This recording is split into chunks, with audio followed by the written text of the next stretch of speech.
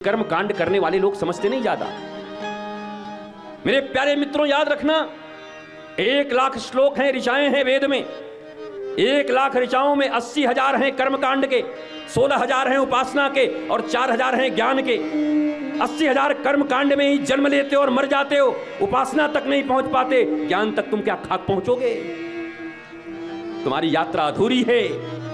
तुम्हारा बच्चा अगर पहले क्लास में ही पढ़ता रहे 20 साल का होकर के, तो लोग कहेंगे मंद बुद्धि है। पहले क्लास में ही पढ़ता है बेचारा, पढ़ नहीं पा रहा, मंद बुद्धि है, पागल है। वैसे तुम भी 80,000 कर्म कांडों में उलझे हुए हो, उपासना तक पहुंच नहीं पाते और उपासना से आगे निकलकर ज्ञान तक, नॉलेज तक नहीं पहुंच पाते। इसलिए इतनी पूजाएं करने के बाद भी तुम्हारी हालत ठीक नहीं है। इतना शिव जी के ऊपर जल चढ़ाने के बाद भी तुम्हारे घरों में क्लेश हैं, तुम्हारे शरीर में रोग है, तुम्हें तकलीफ है, पैसों की कमी है, नौकरी नहीं लगती, बच्चों की शादी नहीं हो रही, तुम हैरान हो, परेशान हो, दुखी हो। क्यों? मैं पूछता हूं तुमसे, अगर तुम इतनी पूजाएं कर रहे हो, दुखी क्यों हो? तुम इतने भगवान के मंदिर जा रहे हो, दुखी क्यों हो? तुम इतना नियम नीति मानते हो, दुखी क्यों हो? जवाब चाहिए। अगर जवाब नहीं मिलेगा तो आने वाली पीढ़ी तुमसे नफरत करने लगेगी, बोलेगी मेरी दादी तो बहुत पूजा करती थी पर बेचारी जीवन भर दुखी रह गई। मेरी माँ इतनी पुजेरी थी फिर भी उसका कष्ट कर दूर न हुआ। वो हमेशा चिंता में रहती थी, रोती रहती थी, घर में तकलीफ में रहती थी। तो आने वाली पीढ़ियों का भगवान के ऊपर से विश्वास खत्म हो जाएगा, आने वाली पीढ़ियों का अध्यात्म से विश्वास खत्म हो जाएगा, आने वाली पीढ़ियों का पूजा से विश्वास उठ जाएगा, आने वाली पीढ़ियों का मंदिरों से विश्वास उठ जाएगा, आने वाली पीढ़ियों का गुरुओं से विश्वास उठ जाएगा।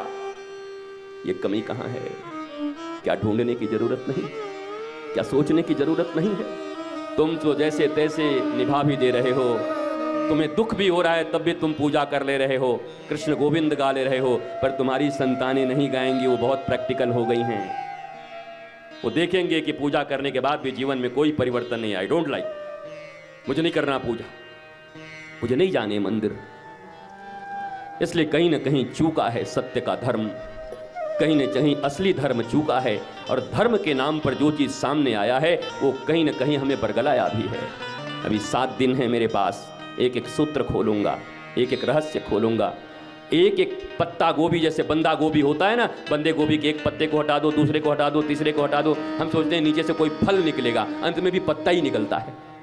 पत्ते पे पत्ता, पत्ते पे पत्ता, पत्ते पे पत्ता, पत्ते पे पत्ता, अंत में कलकत्ता, कुछ निकलता ही नहीं।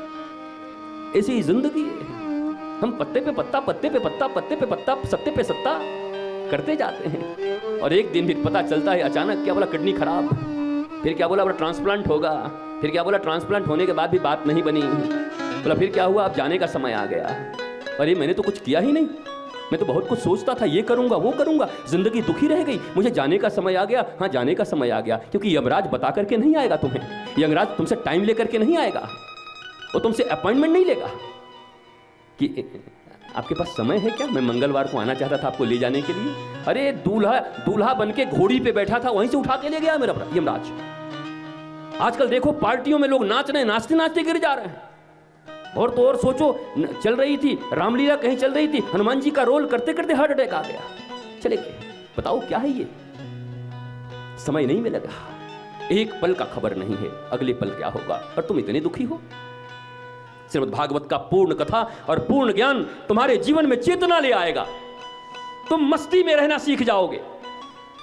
और मैं नागपुर वासियों तुम्हें इस बात की गारंटी देता हूं कि 7वें दिन तुम यहां से हंसते हुए और मुस्कुराते हुए उठोगे, तुम्हारे जिंदगी के सारे दर्द मिटे हुए होंगे। अगर तुमने ठीक से सुन लिया, तुमने वो छोटी छोटी जो ब्रीफ्स में दे रहा हूं, छोटी छोटी जो सूत्र होंगे, उन सूत्रों को तुम्हें देता जाऊंगा और तुम्हें याद भी कराता जाऊंगा, छोड़ूंगा नहीं, पक्का टीचर हूं मैं।